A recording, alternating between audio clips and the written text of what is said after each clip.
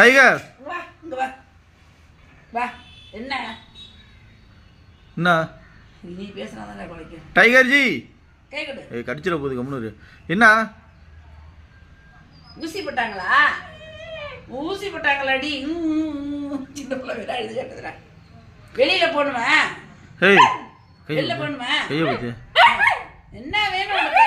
இப்பதானே பால் படிக்க என்ன சாப்பிட்ட? பிஸ்கட் தின்னில.